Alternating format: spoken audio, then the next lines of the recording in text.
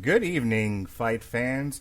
This is the Radulich and Broadcasting Network premier podcast, the history of the heavyweight championship of the world, history of heavyweight boxing. We are on Chapter 8. We are talking about one of my favorite fighters of all time, Smokin Joe Frazier. I'm your host, the mandated reporter, and frankly, I'm mortified, Mr. Mark Radulich. And joining me on this journey is your friend and mine, the punchy pugilist, totally 80s, Pat Mullin. How do you do, sir? I do well. I do things. I do many. I know... I do many things well. You do. You're a Renaissance man. Just want to check in. You made it to the show, which is good. Are you safe out there where you are? You know, everyone behaving themselves? Have you been molested in any way? Anyone bothering you? Not that I'm aware of, if that's the case. Good. I'm glad you're safe. I'm safe too. Whatever has been happening in the world has been happening far enough away that I was not in any immediate danger. Oh, hang on. There was some kind of explosion in the background. Maybe a little less so for you? Is that what you're saying? Not a joke. Oh, Jesus. I'm sorry, Pat. Are you guys are you okay? Do we need to stop? Yeah, what the hell? We're live, pal. All right. Fuck it. We'll do it live. All right. So, when we last left off, we were talking about the scramble for Ali's title. Ali had been stripped of all of his titles, and this is where a little bit of the alphabet soup comes into play. The WBA held a tournament for their belt, which was conspicuous by his absence, Joe Frazier, the subject of tonight's podcast. And so that is where we pick up tonight. Tell you a little bit about who Joe Frazier is. Joe Frazier was born January 12, 1944. He was obviously nicknamed Smokin Joe. He competed from 1965 to 1981. He reigned as the undisputed heavyweight champ for 3 years, from 1970 to 1973. He as an amateur, he won a gold medal in the 1964 Summer Olympics. Frazier, and this is my first question to you, was in many ways compared to, among other people, Rocky Marciano for his body movements, his head movements, his speed, and his volume of punching. And I would tend to agree with that. Also, for his smaller stature compared to the contemporary heavyweights of his time. What do you think? Well, you know, it's a fair comparison. A lot of times guys who fight that straight-ahead style tend to get lumped in together a little bit. You know, your Fraziers, your Marcianos, your Dempseys. There's all stylistic similarities among them. And to a more casual observance, yes, they are similar. They do have that same type of style, but there's enough differences within them that it makes them different fighters. And basically, if you go through it with Joe, who we're looking at now, one of the similarities to Rocky that they had is the unorthodox way they threw their left hook a lot of the time once they got inside, where they would completely bend at the waist, which is not the norm. You always see things more from a crouch with the spring. They would at times completely bend at the waist because they had very short upper bodies and long legs, and they would just spring with this powerful left hook that wound up being Joe's trademark punch throughout his career. Yes, and the tape that I saw on him in preparation for this podcast, that left hook of his was pretty darn vicious. And those won were him a lot of gunshots. fights. Okay. What was that? The explosions were gunshots. Oh. Yikes. That's all right. It is 17 blocks out. We're good. Okay. Let me know when they get to 10 blocks, and maybe we'll think about pausing this. So, Joe Frazier was born in South Carolina, Beaufort, South Carolina. He later moved to Philadelphia, Pennsylvania, where he had a gym and trained many boxers, including his own children. He has the dubious distinction of being in the fight of the century, which was the first of the trilogy with Muhammad Ali his heated rival, who we will talk about a little bit on this episode and in greater detail in our next chapter. We have to talk about the part 2 of the Cassius Clay / Muhammad Ali career.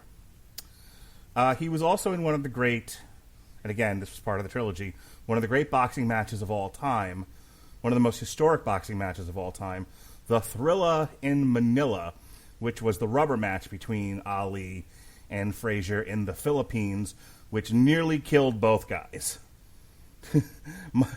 Ali actually said, "I almost died." And if I remember correctly, threw his ass on the canvas when they announced that he had won by the skin of his teeth, which we'll talk about in a little bit. So, to start, Joe Frazier's career starts off in earnest with just a wrecking crew here. In 1965, he KO'd or TKO'd nearly everybody he fought in short order, 65, 66. He had amassed, over the course of about 5 to 6 years, a record of 29-0 going into... Sorry, let me take that back.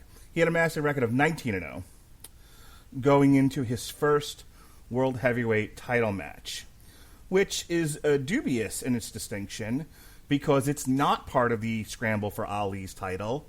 It is for the vacant New York SAC heavyweight title belt. This was between him and Buster Mathis, who we need to talk about for just a little bit. So, Pat, it is said that Joe Frazier opted to not participate in the WBA title tournament as a protest against them stripping Ali of the belt. But he opted to compete here. So break it down for us. How did we land on Frazier Mathis for the NYSAC? Well, the WBA was the first sanctioning body to strip recognition of Ali as champion, which would be the second time they did that in a very short span of time, as we talked about. And when they did that, Joe thought it was silly that he would be fighting for that title without, fighting Ali, and having to do so by fighting in a tournament of all things when he was already ranked their number one contender. Now, the distinction by the New York State Athletic Commission to recognize the champion came about when it was at that point very clear that Ali was not going to be defending his title or fighting anytime soon. So in addition to the New York State Athletic Commission, a few of the other state sanctioning commissions in the United States, as well as some foreign sanctioning bodies like the British Boxing Board of Control, decided they need to recognize a champion. Joe and Mathis, who were two of the top contenders at the time, both rated in the top 10, were then paired off to fight. And a little bit of history as it goes, Joe won the 1964 heavyweight gold medal at the Olympics. However, he was not the original choice to go to the Olympics, as he had lost in the box office at the World's Fair to Buster Mathis. Buster Mathis got an injury of some kind, or so it's alleged, wound up not going to the Olympics, which cleared the way for Joe to go, punch his way to a gold medal, and then start his career. So Buster Mathis, going into our Madison Square Garden heavyweight championship fight on March 4th of 1968, had amassed a record of 23-0, beginning also in 1965. So these guys are neck and neck. They are contemporaries of each other. But Buster Mathis is a different kind of fighter from Joe Frazier. First of all, he's 6'3", and he was born in Sledge, Mississippi. Sledge. Hammer. Why don't you call my name? So this is a big bear of a man. Just a heavy bag with legs. He's a big dude. And then you have Joe Frazier, who's 5'11 and a half. One of the smaller heavyweights of the day. Now, when we say big dude, when we're talking about Buster, we don't want to give people the wrong idea that maybe he's built like an Anthony Joshua or a Klitschko brother. Buster's a chubby, heavy guy. Yes. He's maybe built more in the vein of I'm trying to even think who to really compare him to because there's not really many guys around like that. A shorter He's Tyson not. Fury. He's a I was gonna wide. say, He's a wide, thick fellow. yeah, with a little bit of blubber around the edges. I'm trying to think of like some of the when we talked about in the earlier chapters, just some of these just large guys that, they were tall, they were wide, they could have passed as like professional wrestlers. Some of those like between 1900 and 1920s fighters of the day. And I don't want to miss names, throw out a wrong name or anybody, but I'm thinking of like someone from like the Max Bear era. There were a couple of guys built that way, just bears, large bears. Yes, Buster looked like a big dancing bear. So you have the smaller, more dynamic, muscular, fleet of foot fighter, more complete, more technically acute fighter versus this giant bear who looked like he was going to knock him to Mars. And they both had picture perfect records going into this fight. Now, before I go any further, correct me if I'm wrong, but the NYSAC will eventually become the WBC. Is that correct? No, actually, it doesn't. The WBC does exist at this time. The WBC was founded in 1962, Okay. and they don't choose to recognize any of the New York State Athletic Commission champions the same way. The WBC has some of their own champions and divisions already, because the 60s is really the first time we start seeing that distinction between WBA, WBC, and it'll obviously get stronger as we go through this. But the WBC Heavyweight Championship is not really one that's widely recognized as anything yet. I was under the impression that the NYSAC eventually either merges into, is subsumed, or ceases to exist in place of the WBC. No, it's the State Athletic Commission. It has to exist. They don't have a belt anymore that I'm aware Right, of. because the State Athletic Commissions now don't recognize world champions. They recognize, state champions. Okay. Just wanted to make that distinction. All right. Before I embarrass myself any further, we'll move on. So, Joe Frazier, Buster Mathis. Let's talk about this fight. This goes 11 rounds out of 15. And Joe Frazier, talk about what the buzz on this fight was going into it. From the way the commentators were talking about it, the idea seemed to have been that the smaller fighter was going to get beat up by the bigger fighter because the bigger fighter brought greater power. But what we would see over the course of 11 rounds is an unrelenting pace, which was Joe Frazier's stock and trade, going at this big bear, who eventually just broke him down, and eventually the bear just said, I can't do this anymore, I quit. Yeah, two very different styles in play. And the thought process going in, which is why a lot of people wound up favoring Mathis, which is in hindsight kind of like one of those things you have to really be taught. Really? People thought Mathis was going to win this? Well, yeah, they did. Because Mathis was bigger. Mathis had already beaten Frazier as amateurs, and most people didn't actually see the fight or know the circumstances behind it. And Mathis had a really good professional style versus Joe, who was seen as a little more straightforward, simple, and a guy who was tailor-made for a boxer to just be able to move around, jab, stick, and eventually set up for a knockout. So over the course of, 11 rounds, Joe Frazier works over Buster Mathis. Buster Mathis has great difficulty hitting Joe Frazier. Joe Frazier's gas tank far exceeds Mathis's. And eventually, as I said, as they get to the 2-minute and 33-second mark of round 11, the refs just stops the fight. Because at this point, Buster Mathis is taking punches for no good reason. And yeah, when he got dropped with that big left hook along the ropes and he just kind of sank into them, I mean, the end was very apparent at that point what it was going to be. From there, so now he's the champion, or he's a champion.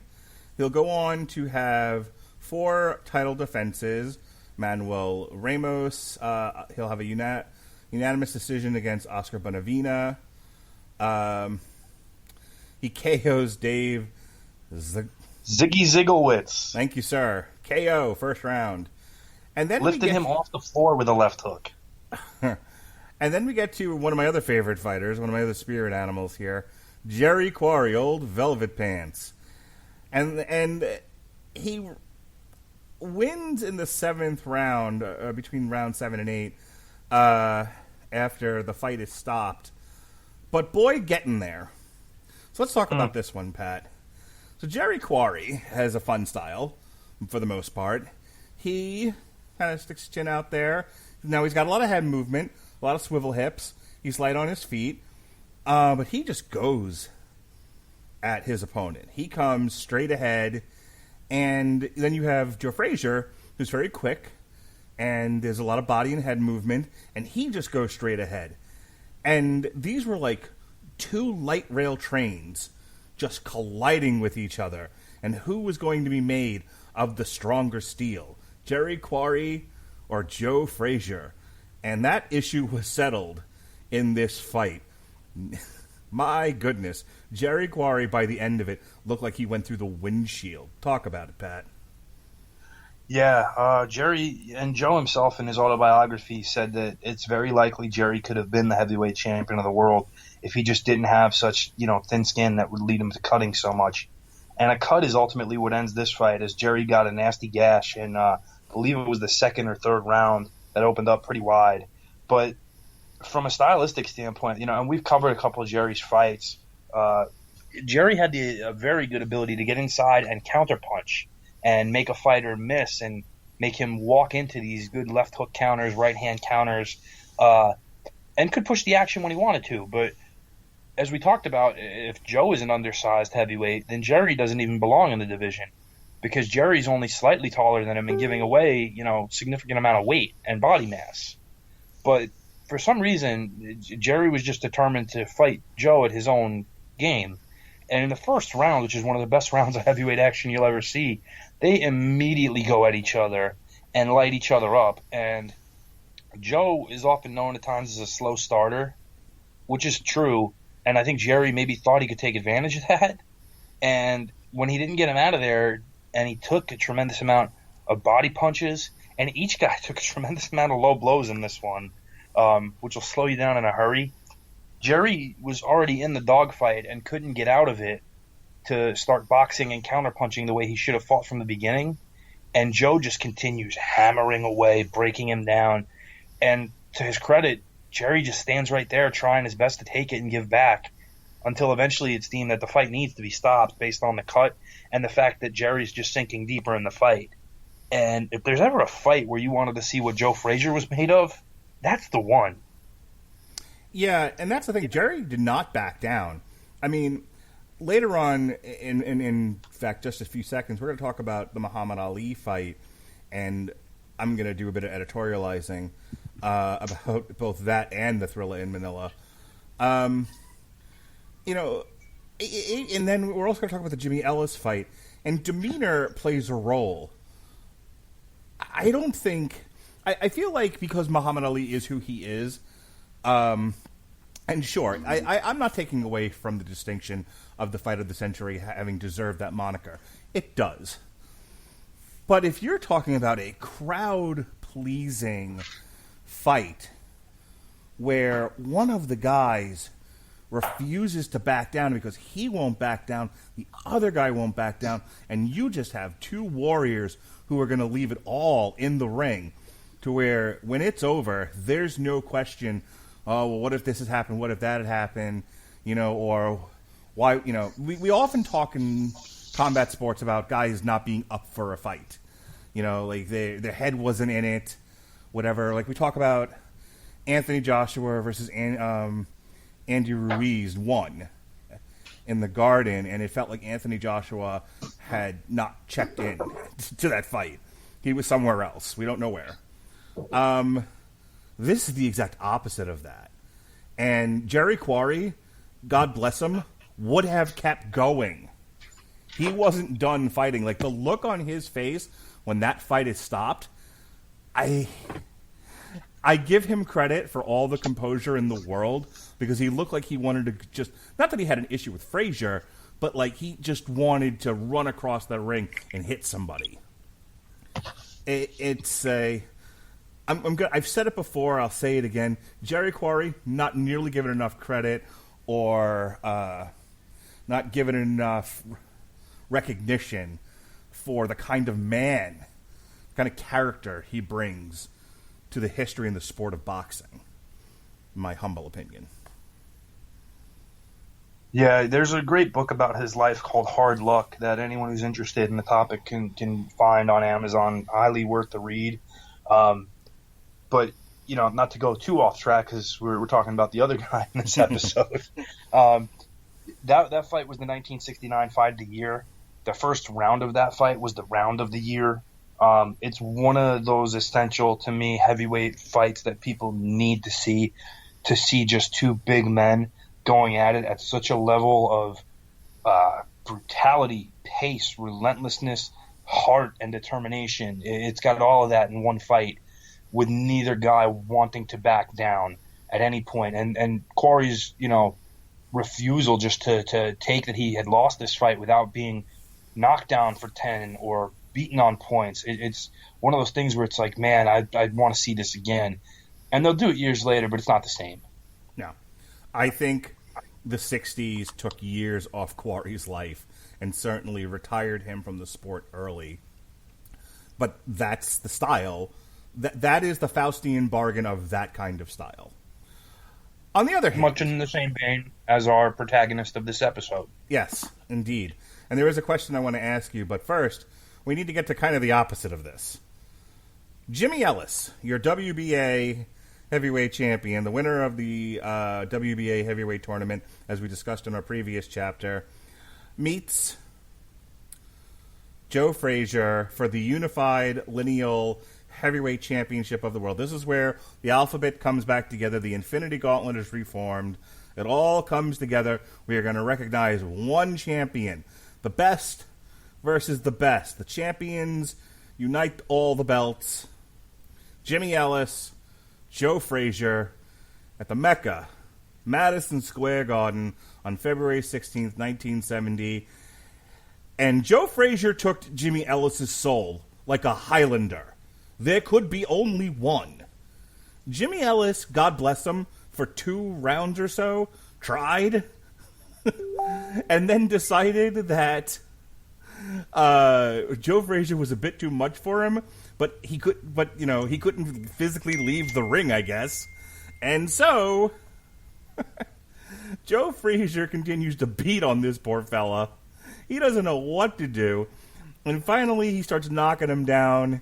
And in the 4th round, the ref just says, no mas. This is going to be a murder if this continues. And Jimmy Ellis, now a zombie, trudged off into history. My goodness, Pat. The lineal heavyweight championship of the world. Joe Frazier, Jimmy Ellis. Yeah, one of Joe's most impressive performances, along with the Quarry fight.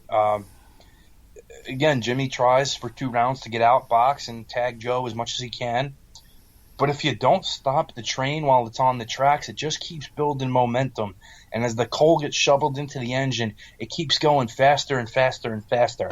And eventually it's going to hit you. And that's exactly what happened to Jimmy, where the first knockdown is arguably the more brutal of the two, where Joe just hammers him away in a corner to the point where Jimmy drops to his knees and goes down face first. When a guy drops face first, a fight's usually over.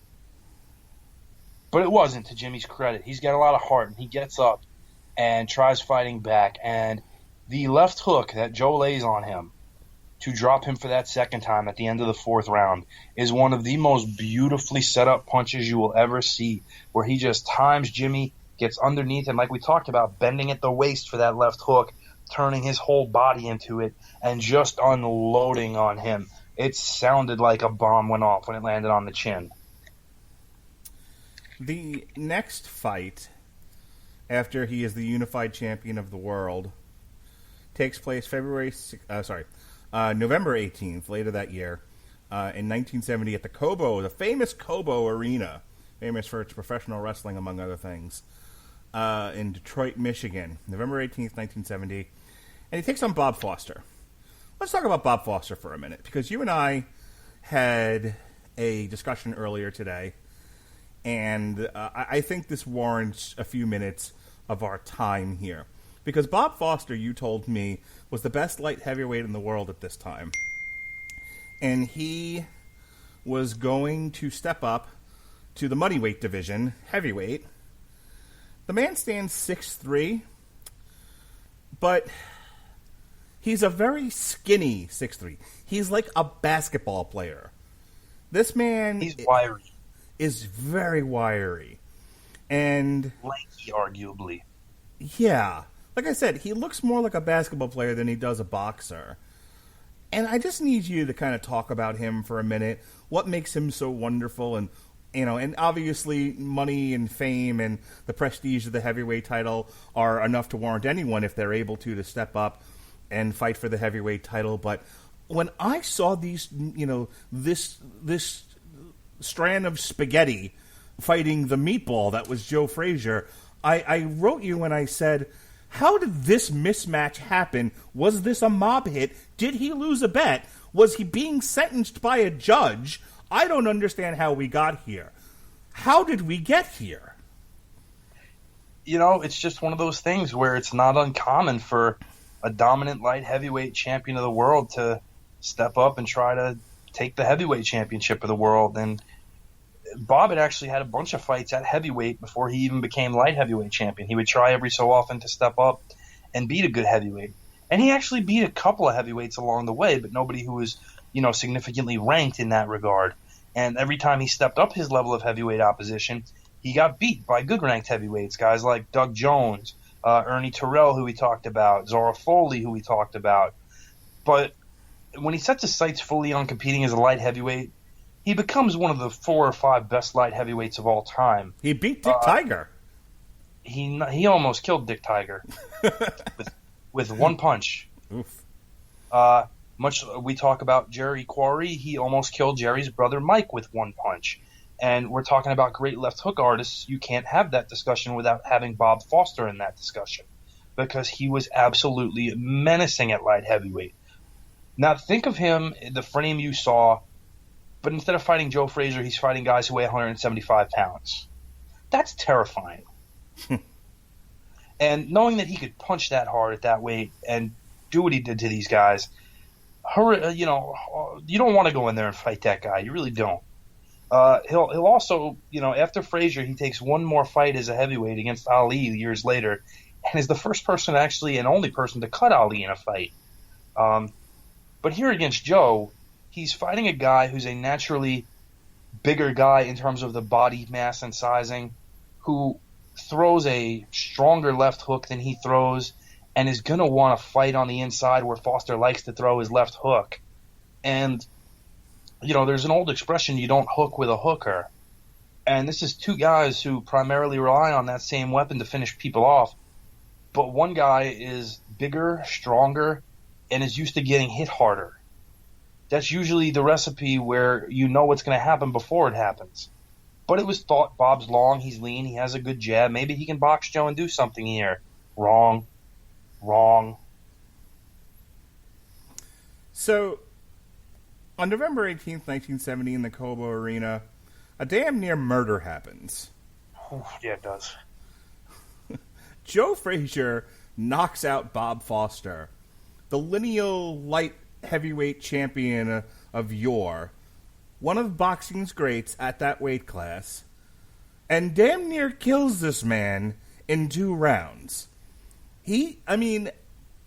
I watched this code of Tabula Rosa. I did not know anything about Bob Foster. I figured you showed me this fight because you wanted to see me watch Joe Frazier murder a man. So all the credit in the world to Bob Foster. He did not belong in the ring with Joe Frazier. Oy vey. This guy takes, in a very short time, such a beating. And when he goes down, I thought they were going to have to stretcher him out. It was, it's one of those shots where his whole body twisted and his legs went out from under him and he just fell on his back. You know, it is, so there's a lot of knockdowns you see. People go over backwards. People, you know, they face plant. This was Damon Wayans in The Great White Hype at the very end, where he gets hit and goes, "Ah!" and spins around and falls down. I mean, it was nasty bad. This is rough. This is a rough watch for 2 rounds.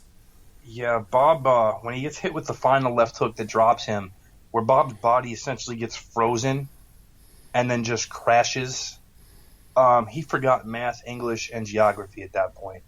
Yeah. I would not be surprised if he shot himself. And I'm not saying that to be gross. Like, I can't imagine he was able to retain body control at that point. That was a nasty knockout. But that's the reputation that Joe's built through this time, is that, you know, for the Ali era where we saw this champion with all this finesse and light on his feet and blazing speed and beautiful outside movement, we get the complete antithesis now in this guy who's just a human wrecking machine who's going to burrow his way in on you, push you back, and just unload on you like you're a heavy bag until you fall down. Well, let's not take anything away from Joe Frazier. No, he's not a ballerina, but he also was a perpetual movement machine. He was. They compared him. Well, we got the normal heavyweight comparisons to guys like Rocky Marciano and Jack Dempsey. At the time, a lot of people compared him to a heavyweight Henry Armstrong, who was a great fighter of yesteryear, 3-division world champion at the same time, who was known for being perpetual motion. He fought just like Joe. Small guy, short, stocky, burrowed in, beat you up on the inside, hit you on the shoulders, hit you on the elbows, hit you with whatever's in front till you started leaving openings, and he was going to hit you then and make you fall down. And Joe actually took a lot of inspiration from Henry Armstrong in that regard in his fighting style. And, you know, he doesn't get enough credit, at least initially, for how good he could be defensively at times, where getting in on guys, he was able to make them miss. And a lot of that's due to him being taught how to anticipate blows correctly in patterns by his team behind him, which was Yank Durham, his manager, Eddie Futch, his trainer, and George Benton. And, you know, the fact that, and we haven't addressed this yet, but let's talk about it, the fact that since 1966 and on, Joe's doing this with one eye. Yes, and that's what I wanted to bring up next before we got to the fight of the century. So talk to me about how he lost sight in one eye. Essentially, in just a regular sparring session, Joe takes a real nasty thumb in the eye accidentally, and it detaches his retina. At that point in time, detached retinas are not fixable via surgery, via anything. So if there's any type of continued trauma at or around that eye, you will go blind. That's not a question. Joe, whose only real recourse at that time to make a life for himself is to fight and fight professionally, knowing the potential he has, they forego retiring, and he is just going to compete fighting with one eye. And they do this by circumventing a lot of medical testing, and it's not an uncommon thing as much as you would think for guys to be blind in one eye and fighting. Both Harry Greb and Tiger Flowers, who were middleweight champions who actually fought each other, did it. And another Philadelphia-based fighter who was very tight with Joe, Gypsy Joe Harris, had also fought for a long time with one eye, or at least vision in one eye, we should say. So part of, again, Joe's style to get in, put his head to the chest and burrow, was because if he did stay on the outside, at a certain point, he's not going to see the punches coming. So, to be clear, for the length and breadth of Joe Frazier's career, he fights with one eye. That all of these great accomplishments and titles and wins that he has over, arguably, fighters of the best era in boxing between the 60s and the 70s, he does it with one eye. Which, by itself, is a Hall of Fame attribute and really does make him one of the greatest of all time. It's pretty incredible. Fight of the century. The Vietnam War has lost favor with the American public. Muhammad Ali has spent the last 3 years being an ambassador of sorts and speaking on college campuses and acting as Ku Klux Klan rallies, as a humanitarian, as such. And by the time we get to 70, 71, Muhammad Ali is able to start fighting again. And so, Muhammad Ali takes his first fight back. I need to stop for a second. Where are we? Okay. So, Muhammad Ali, as we know, fought Zora Foley last. He KO'd him in 7. And then that was 1967. 3 years off. He comes back. His first fight back, our hero, Jerry Quarry. October 26th, 1970, in Atlanta, Georgia. Hot Atlanta, baby. Woo! Retired him in 3. This was cuts again. This was a much ballyhooed fight. It's Ali's return fight. Just give me 50 words here on, other than, poor bastard cut himself up again. Why Jerry Quarry welcoming back Muhammad Ali to the ring? 1, rated in the top 10. 2, he's white. Perfect. Moving on. 2 months later, since that wasn't much of a workout there for Muhammad Ali, he fights Oscar Bonavena, who we've also talked about many times on this show, and seems like was in the mix with just about everybody. This is for the vacant NABF title at Madison Square Garden, December 7th, 1970. And he TKOs him in the last round, which is round 15. And if you want to see where the public sentiment has shifted towards Ali, this is where Ali starts getting away with a lot of stuff in fights nobody else could get away with. In the 15th round of that fight, he drops Bonavena in what was a pretty even fight to that point. Drops him pretty hard. Referee orders him to a neutral corner. Ali does not go to a neutral corner. Ali stands over Bonavena waiting for him to get up, and as soon as he does, clobbers him down again. Referee orders Ali to go to a neutral corner on the knockdown. Once again, Ali does not head anywhere near a neutral corner. He just stands there waiting to jump on Bonavena, does it again, and drops him for a third time for an automatic knockout. Very impressive.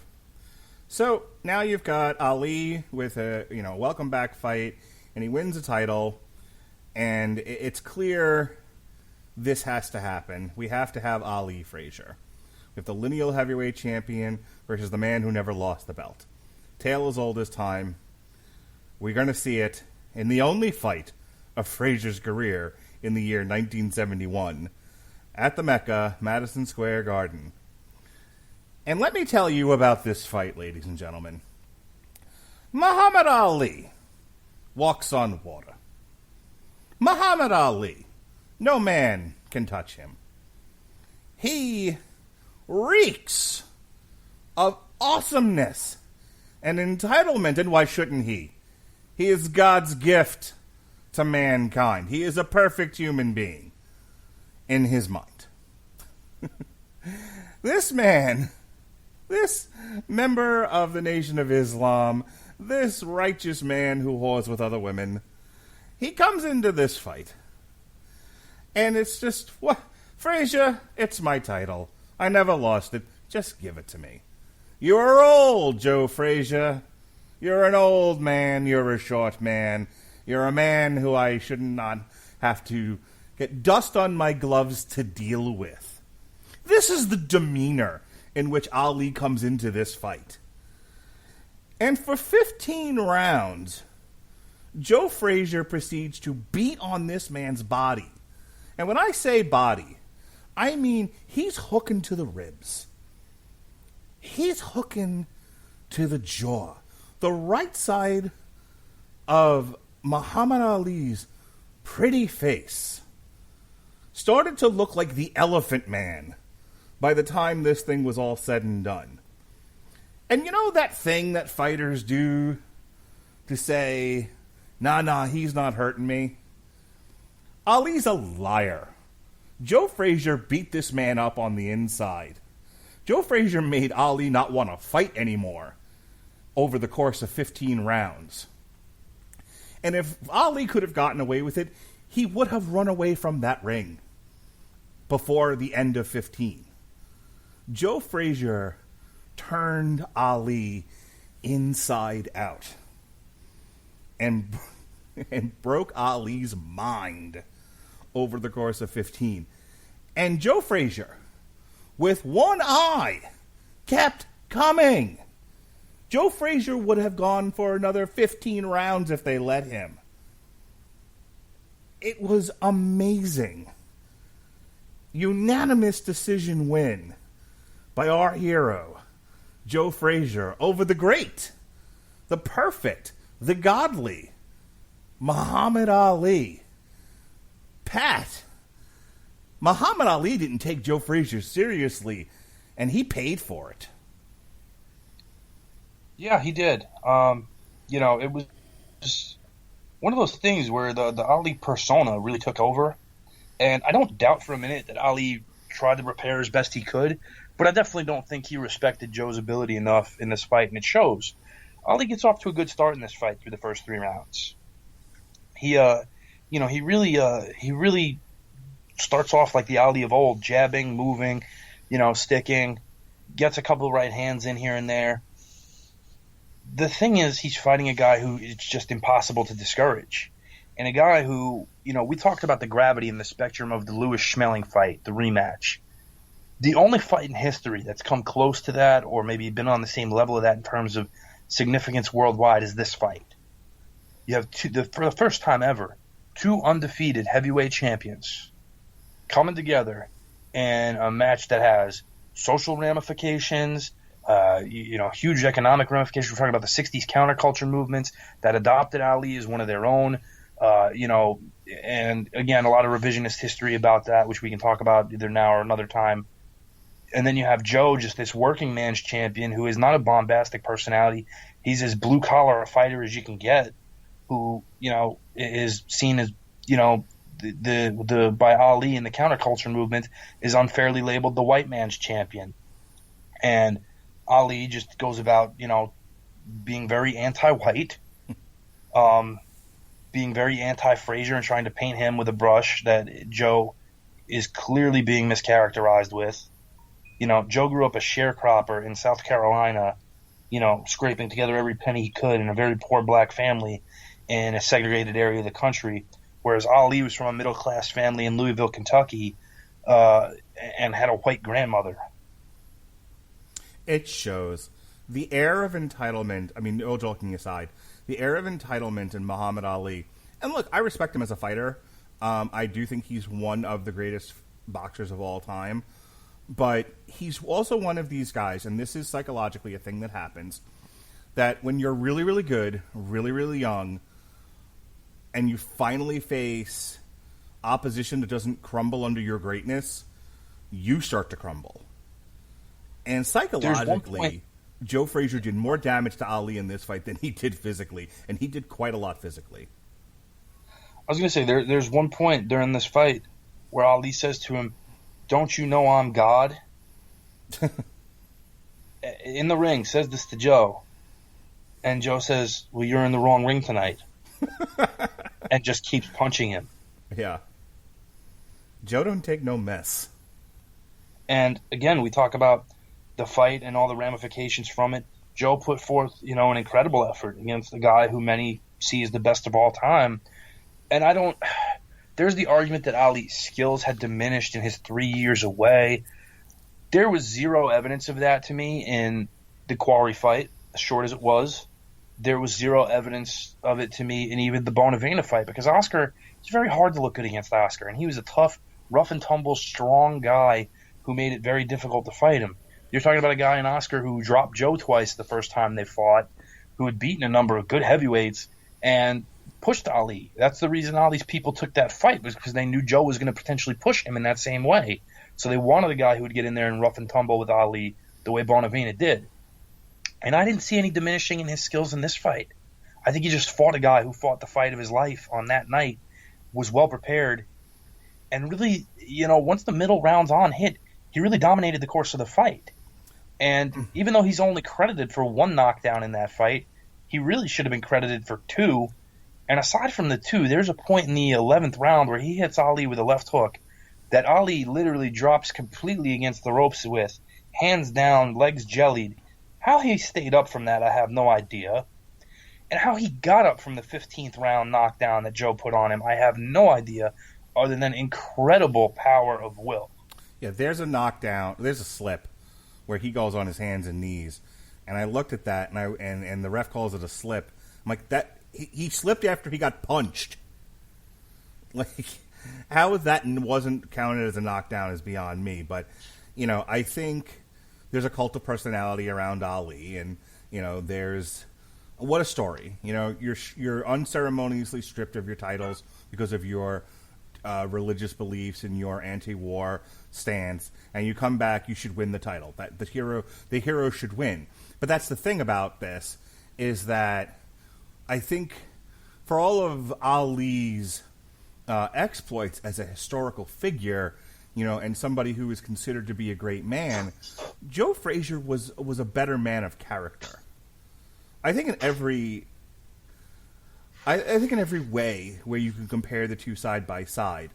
Joe Frazier didn't feel the need to call Ali, and we'll get into this with the Thrilla in Manila, a gorilla on a number of occasions.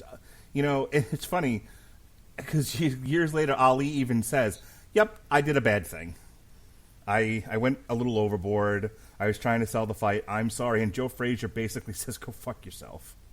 Yeah, I mean, if you want to talk about how, too little, too late, not just from Ali, but from history and people, the way Joe was treated in the during and build-up and aftermath of those fights versus how Ali was treated, and the dichotomy of them, especially for how each man carried himself, there's no reason to ever ask why Joe was bitter, why Joe had such ill will.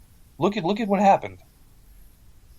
Yeah, it is really another example of nice guys finishing last. And look, Joe Frazier is a great boxer and a Hall of Fame, one of the best of all time. When he's done, he has a record of 32-4-1, and 2 of those losses are Ali. The other 2 are the man we're going to talk about next.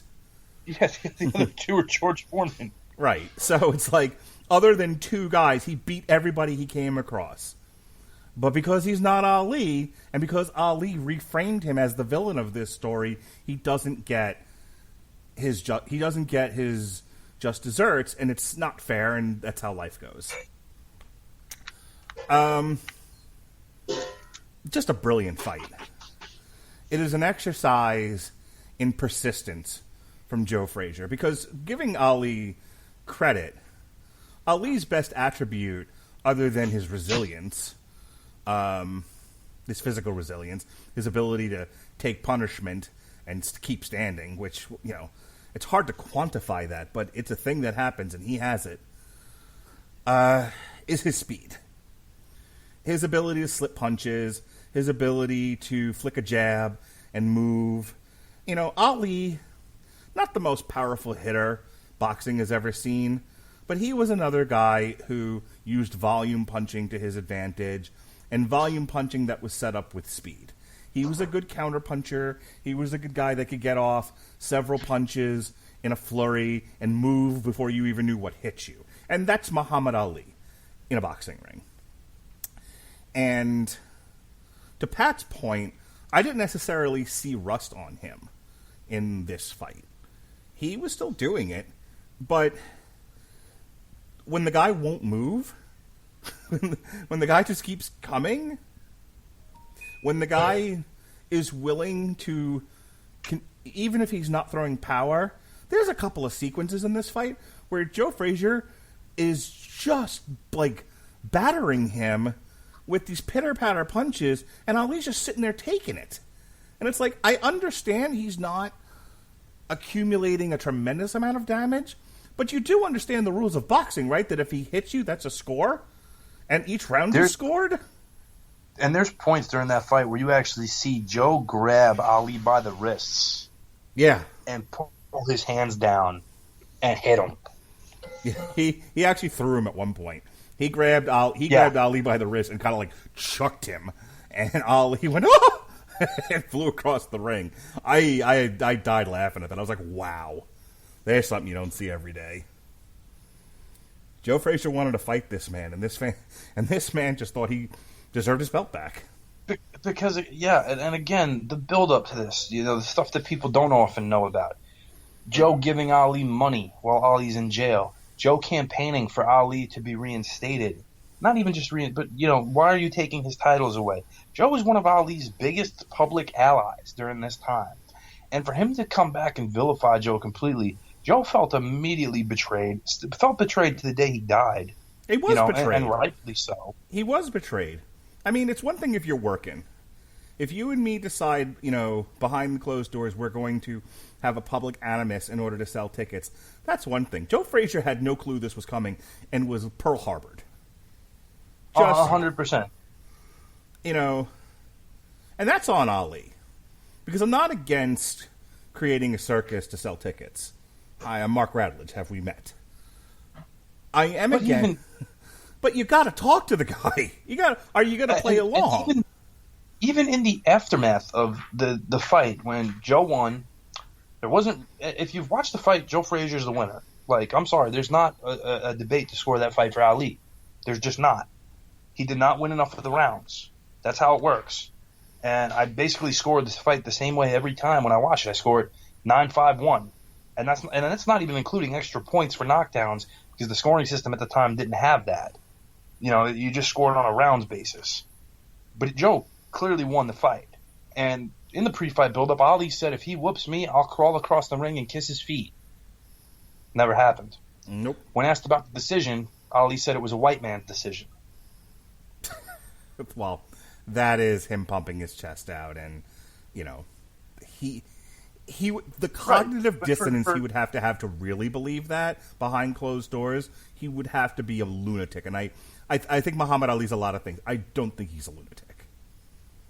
No, I think he's, and there's been a lot of talk about Ali's mental strength in the ring, but he was a very fragile guy outside of it mentally.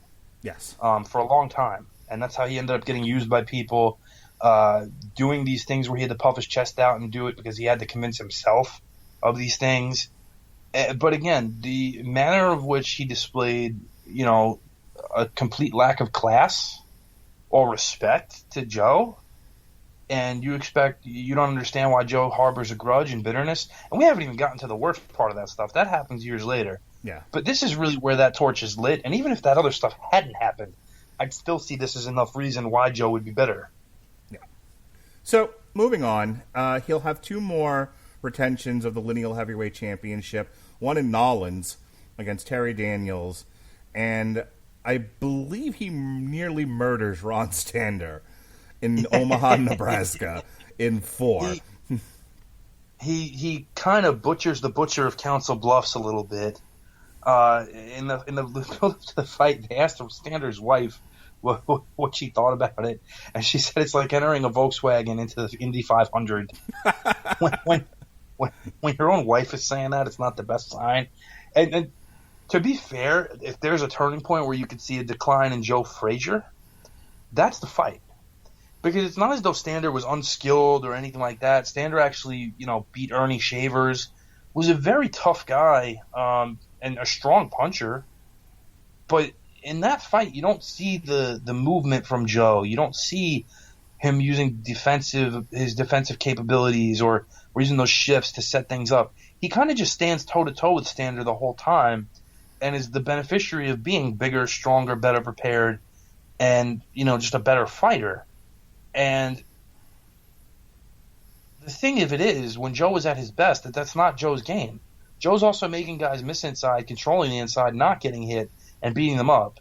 And while eventually he does almost kill Stander, you can see that there's certain deficiencies starting to happen where I don't think Joe would have got hit with that punch a year ago type of thing. So I don't want to spend a lot of time on this because a few chapters away, we're going to come back and deal with his career in its entirety. But let's just talk about a man who was born in Marshall, Texas, 1949, January 10th. Big George. George Foreman. And George Foreman, I don't know if anyone knows this or not, hits like an atomic bomb during this era. I've heard that. KOs or TKOs. And this man does not get paid by the round. In his first 10 fights, third round TKO, first round KO, first round KO, third round TKO of all man Chuck Wepner. Still think he deserves his own chapter because I'm a silly man. First round KO, second round KO, second round TKO, unanimous decision in the 8th because I don't know, George Foreman was distracted. 4th round KO, second round KO. That's just the first 10. That's just the year 1969 when he makes his pro debut. This man, our hero, Atomic Bomb Hands, George Foreman, Big George, will amass a record of 38-0 when he takes this fight. Sorry, 37-0 when he takes this fight with Joe Frazier for the lineal heavyweight championship of the world on January by knockout. On January 22nd, 1973, in Kingston, Jamaica. Come back to Jamaica. Well, they did, and Joe Frazier left part of his brains on that mat because George Foreman TKO'd him in the second round, and Joe Frazier still doesn't know what hit him. My goodness. And you know, if they say styles make fights, this is a fight Joe never wins. No matter how well prepared he is, no matter when it happens, Joe cannot beat George Foreman. George fought a perfect style to dismantle everything Joe did. Joe tries to get inside. We see Foreman extend his hands out fully, grab Joe by the shoulders, set him off balance, push him back, do everything he needs to do in order to stop Joe from setting his feet to punch and putting him in position where he can punch Joe with everything he's got. And again, Joe in the unfamiliar role of fighting a guy who's a bigger puncher than him. And he takes it, and he's dropped 3 times in the first round and 3 times in the second round. One of them, an uppercut that just lifts him off of his feet and drops him onto his knees on the canvas. And again, this is the fight where Howard Cosell lends out the memorable down goes Frazier, and he went down 6 times. But again, what a lot of people don't remember is he got up 6 times too. Yeah, no one can argue with Joe Frazier's mental toughness. However, when your body will no longer cooperate, that's kind of the end. By the way, this is not happy-go-lucky grill-selling, Hulk Hogan friendin', sitcom-having, all my kids are named George Foreman. This is 70s Afro-having George Foreman. This is, I'm going to kill you and everyone that looks like you, George Foreman. Which, it's so funny, because like, that's how people see George Foreman in his comeback, years later. This grandfatherly, round, He's so friendly, What a warm character. That was not the George Foreman of the 70s. The George Foreman of the 70s was sent by Sonny Liston from hell. Okay? This guy was a wrecking machine and murdered everyone that got in his way and was not a happy man. You see pictures of George Foreman from back then, and it's like just an angry, serious, no character having, punch his way through a wall tank of a human being. And he beat the piss out of poor Joe Frazier. And he becomes... It was a bull against a matador, only it was a bull dressed as a matador. Yeah. Very, very Bugs Bunny-ish. So yes. So he takes his first loss to the tank, George Foreman, Big George, 29-1 when he leaves Kingston, Jamaica. He gets a get-well fight later in the year, that summer, when he recollects his senses. July 2nd, 1973 in London. Aussie Joe. Yes, against Joe Bugner. Aussie Joe. Yes, sir. We love Joe Bugner. Joe Bugner is a great guy. And it takes us to Ali Frazier 2, Electric Boogaloo, for the NABF heavyweight title at Madison Square Garden, January 28th, 1974. And now Muhammad Ali has to take Joe Frazier seriously. Muhammad Ali knows that he's got this bullet train coming for him, even though you know, Joe Frazier's hit one or two bumps in the road since their first fight. Yeah, it's been a couple of years now. You know, they have their first fight in 1971. This is 3 years later. And did I tell you that also Joe has one eye? So Ali has to put a serious face on, put his big boy pants on, and actually fight this guy. And this is not exactly a barn burner. This is not a good fight. Ali fights, and I'm going to say this nicely, very conservatively in this fight with Frazier. It's the biggest hurdle Joe had wasn't even Ali in this fight. It's referee Tony Perez. See, in the first fight, you had a referee, Arthur Mercanti Sr., who would allow the guys to fight on the inside, didn't want to overly involve himself. In this fight, the official's Tony Perez. Tony Perez has a long history of guys not liking his style of officiating, and this would be a prime example. Before the fight, you get meetings between the fighter, their camp, and the referee to, you know, maybe this guy has a tendency to hit low, we want that looked for, et cetera, et cetera. One of the things that Eddie Futch had told Tony Perez is, I don't want Ali to be allowed to hold him behind the head. Technically, it is illegal. Ali also wore his trunks very, very high comparatively to normal, which led to Joe not being able to punch effectively to the body as much as he could, which is basically his biggest key to victory in their first fight, was that overwhelming body work that you talked about that he couldn't effectively launch. In addition, between Ali being able to clinch freely without warnings, with no sense of urgency from Tony Perez to do anything about it, Ali was able to fight a pretty controlled, easy fight that never really got away from him and won a pretty clear-cut unanimous decision over Joe.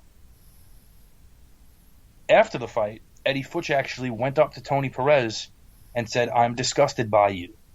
And anyone who knows Eddie Futch knows that Eddie Futch never did anything like that. But knowing what the significance of this fight was, knowing how Tony Perez basically altered the outcome by not doing his job, Eddie Futch, that didn't sit well with him. So, Ali keeps Frazier at the end of his jab. He fights evasively, and he's able to win wins in quotes, a unanimous decision in 12 rounds.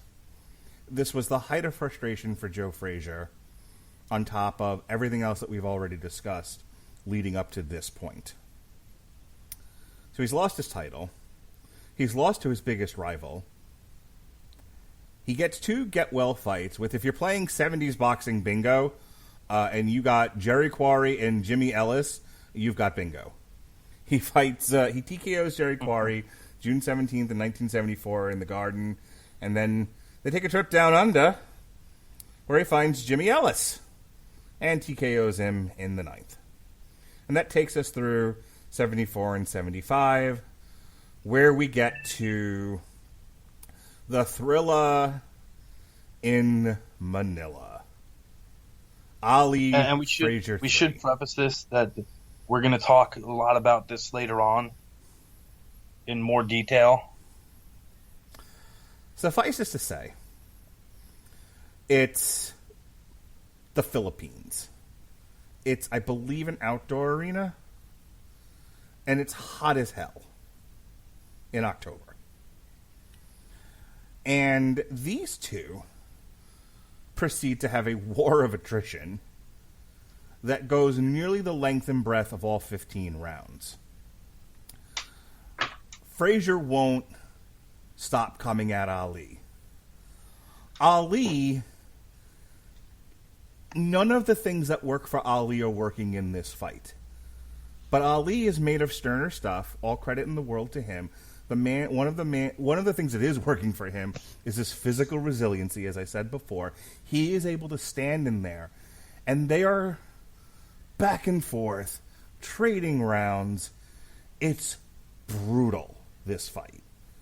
On top of which, it's stinking hot, and both guys look like they're going to die.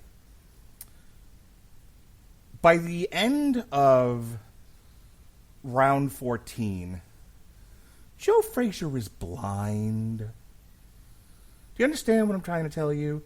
You ever see Rocky and he says, I can't see, cut me, Mick? Joe Frazier already had one eye. So the one good eye is closed. He can't see out of it. And he hadn't been able to see out of it for the previous several rounds. The man fought on instinct and hatred and spit and vinegar. Do you understand what I'm trying to tell you? This man used his other senses to find Ali in that ring and found him and beat on him and could not see. He was a blind ninja. And as he sat on the stool between rounds 14 and 15, Ali, across yon ring, says to Angelo Dundee, I'm done. No mas. Cut my gloves off. I don't want to go back out there. And Angelo Dundee, God bless him, says, shut up, kid, you bother me. Meanwhile, Joe Futch looks at Frazier and says, you are taking a beating. You don't know where you are. You cannot see. You have lost this fight. And Joe Frazier, and this is why I say he is the greatest of all time, he is my spirit animal. This man, our hero, says, I'm not done. I want to go back out there. And Joe Futch, doing what a manager does, doing what a trainer does, doing what somebody looking out for their fighter does, says, I'm not going to let you go out there blind and take punches unnecessarily. This is over. At which point, they turn around. Well, Ali is still screaming, cut my goddamn gloves off. And he wants to quit. The fight's over. You've won. At which point Ali says, oh good, and falls over practically dead on the canvas. And that, my friends, is the story, the real story of the Thrilla in Manila. By a hair's breadth, Ali retains the lineal heavyweight championship of the world. And in a parallel universe where Angelo Dundee and Joe Futch are representing different fighters, Joe Frazier... Eddie Futch. Sorry, Eddie.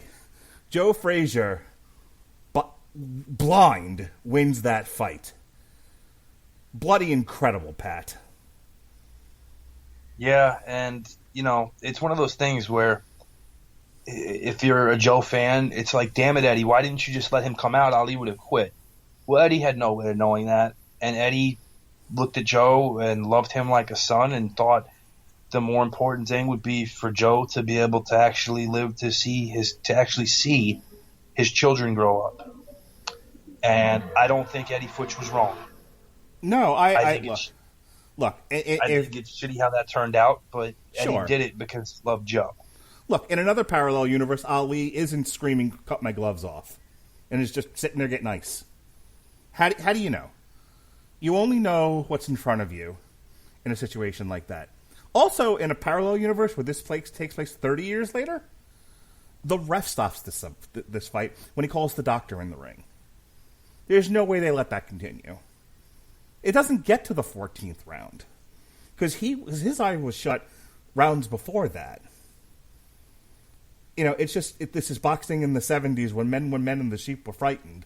So, you know, it's also the Philippines, where I believe the referee in that fight was a paid extra who just not really there.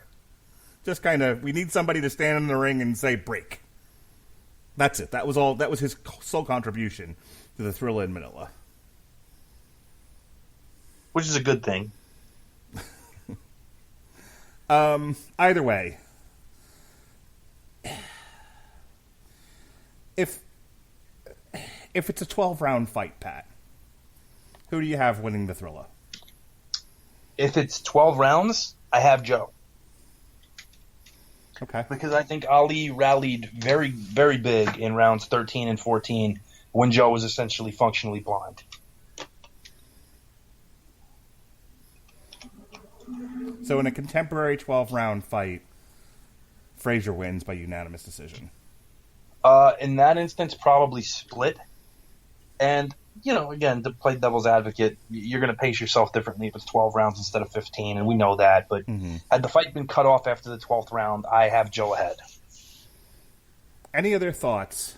Because I've told this sort of elaborately overdramatic tale of the thriller, but I wanted people to get a sense of where these two people were by the end of this fight. One man had mentally given up and is only saved by his manager, and the other man wanted blood. He was not done and had only lost because of his manager. What else is left to say about the thriller in Manila? We'll find more when we actually cover it in depth in our upcoming episode following this one. But I think that's a pretty good appetite whetter, as it were, for people. And in the interim, if you have never watched this fight, you're doing a disservice to yourself. And I would also recommend, as a companion piece to watching that fight, please watch the HBO documentary Thriller in Manila. Yeah, and we'll talk about, and that's why we're not doing it now. I mean, everyone gets it. Muhammad Ali was a jerk. We'll talk about just how big a jerk he was in our next chapter, Chapter 9, the Muhammad Ali comeback story, where in the 70s, when black was beautiful, he was calling Joe Frazier a gorilla. Enough said for now. So after he picks himself up and his eyesight returns, we move on to 76, where he will fight George Foreman for a title again, the NABF heavyweight title. And in this fight, he wears a contact lens in his good eye. So it's June 15th, 1976. I am a newborn Your old baby. stomping grounds. Yeah. I am. In fact, I am about 2 weeks old at this point. By the way, so just down the street from where I grew up, at the Nassau Coliseum in Hempstead, Long Island, he has his rematch with George Foreman, which only goes slightly better the second time around, as he is TKO'd in the fifth.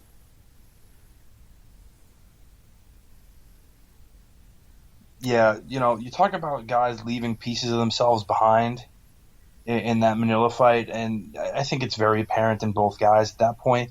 Joe actually tries to fight a very different style against George this time around. He's much more defensive-minded, trying to make George miss, and has a decent amount of success with it in the first 2 rounds, even if he's not really scoring with offense. He does make George miss a lot more than he did the first time around. But in the 3rd round, he starts getting hit a little bit more. His contact lens dislodges a little bit and throws off vision in his good eye. So again, he's now fighting George Foreman functionally blind. And it doesn't go well. He gets dropped in the 4th round. He gets dropped in the 5th, and they end it. Both guys in the post-Ali hangover mode, I guess you could call it. It was really the end of kind of both of those guys in a sense, for a short time anyway. So, functionally, that's the end of Joe Frazier's career. He had amassed a record at this point of 32-4, and the only 2 men he's ever lost to were 2 of boxing's Hall of Famers, Muhammad Ali and George Foreman. However, he does, 5 years later, pick himself up and give it one more go. In Chicago, on December 3rd, 1981, he goes to a draw with Floyd Cummings. Anything about this, Pat, you want to say? It was in part inspired by Ali's comeback against Larry Holmes, which went very poorly, and we'll talk about that later too. But and Trevor Berbick later on, they decided maybe Joe should stage a comeback and try his hand one more time. Maybe after we could get Ali one more time was the thought process. So they match him up with Jumbo Cummings, who's a jailhouse physique guy if there ever was one, because Jumbo spent a lot of time in the can. At this point in time, Jumbo's only loss was to Ronaldo Snipes, who's a good contender of the day, and he gets this big fight with Joe in the Chicago amphitheater. The reason it was held in Chicago is because that's where Ali was living at the time. So they really wanted to entice a fourth Ali Frazier fight. Joe fights okay in this one. I thought it could have gone either way. They give what some see as a fortunate draw to Joe. And Jumbo goes on to never win another fight, believe it or not, after this. He'll fight some notables. He'll fight guys like Frank Bruno, Terrible Tim Witherspoon, and Mitch Green, but he doesn't win a fight after this, and he gets incarcerated again. I think he actually was released maybe 3-4 years ago after he was doing a stint for armed robbery again. So, a little bit about the end of Joe Frazier's life, his post-boxing career. Joe Frazier is actually a musician. I'm trying to find where it says that here. So after retiring, Frazier made cameo appearances in several Hollywood movies and 2 episodes of The Simpsons. His son Marvis became a boxer. He was trained by Frazier himself, but Marvis was knocked out in the first round by an up-and-coming Mike Tyson in '86, who we will talk about later. Joe's daughter also boxed professionally and is a former WIBA World Light Heavyweight Champion, ending her career with a record of 13 wins and 1 loss, and her sole loss coming to, of all fucking people, Layla Ali, the daughter of Muhammad Ali. Which, and I'm sure this drives Pat up the wall, this one was dubbed Ali Frazier 4, because of course it was. Why wouldn't it be? Joe Frazier continued to train fighters in his gym in Philadelphia. He once, when Ali lit the Olympic flame years later, he was quoted as saying he wanted to throw Ali into the fire, like you do. I'm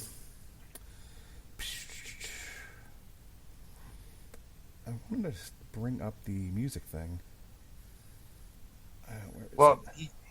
He had a backing band, and they actually did play concerts, even while he was still actively fighting. Mm-hmm. And then he did have an LP that was put out. Years later, he tried to kind of get reinvigorated in music, I guess.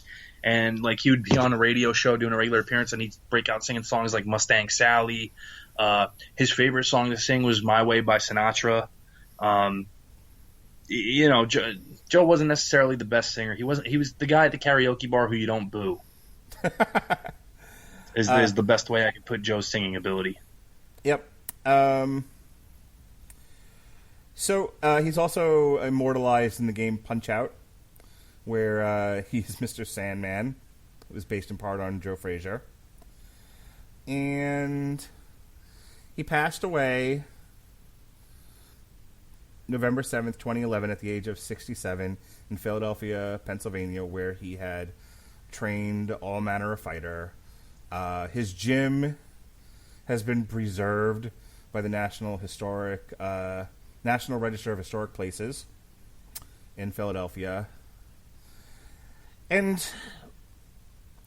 to me, in an era that probably produced the largest amount of Hall of Fame heavyweight boxers, the 60s and the 70s, from the mid-60s to the mid-70s, Pat, that 10-year period, between the WBA guys that we talked about, and Frazier and Ali and Foreman.